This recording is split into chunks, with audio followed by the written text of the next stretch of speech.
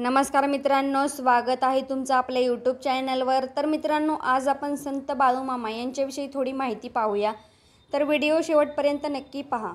संत बाळूमामा मुंबई राज्यात व सध्या कर्नाटक राज्यात असलेल्या बेळगाव जिल्ह्यातील चिक्रोडी तालुक्यात अक्कोळ हे गाव आहे।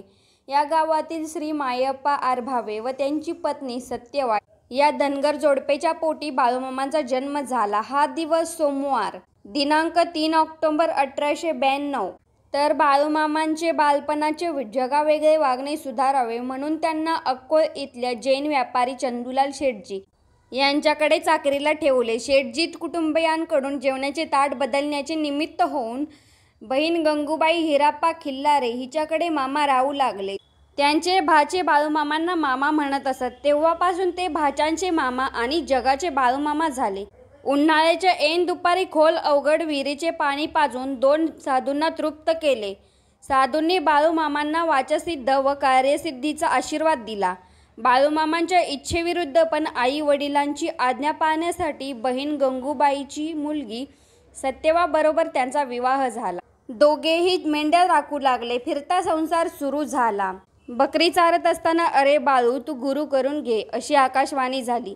तेव्हा बाळूमामांनी ठरवलं की मी भूते काढण्याचे पैसे जो कोणी बरोबर सांगेल त्याला मी गुरु करून घेईन।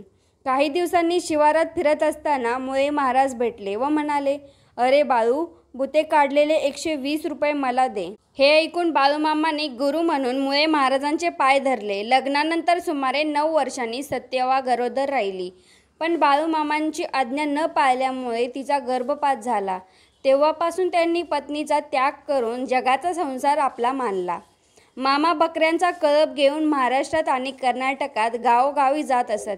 कीर्ती किंवा प्रसिद्धीसाठी त्यांना हाव अपेक्षा नव्हती। भक्तांच्या भल्यासाठी, कल्याणासाठी प्रसंगानुसार त्यांनी काही चमत्कार घडवले।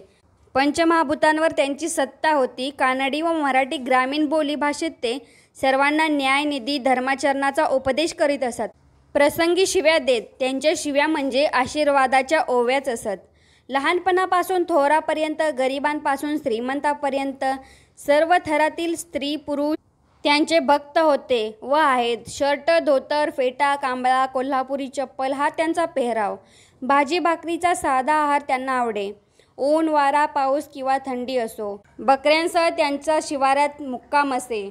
गोरगरिबांना अन्नदान व्हावे, ते भक्ती मार्गाला लागावे म्हणून त्यांनी 1932 सालापासून भंडारा उत्सव चालू केला।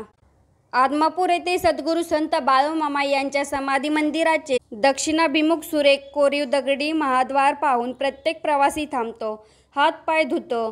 बाळूमामांची प्रसन्न मूर्ती पाहून प्रत्यक्ष पहिल्यांदा आनंद अनुभवतो। नकळत हात जोडले जातात। बाळूमामांच्या उजव्या हाताला मामांचे सद्गुरू मुळे महाराज यांची मूर्ती आहे। मामांच्या डावीकडे श्री विठ्ठल रुक्माईची सुंदर मूर्ती असून शेजारी श्री हलसिद्धनाथाची प्रतिमा आहे। गाभाऱ्यात मामांच्या देहावर बांधलेली समाधी आहे, त्यावर पादुका आहेत। जवळ खडावाही पुजलेली आहे। समाधीच्या दोन्ही बाजूला फणा काढलेल्या नागाची प्रतिकृती आहे।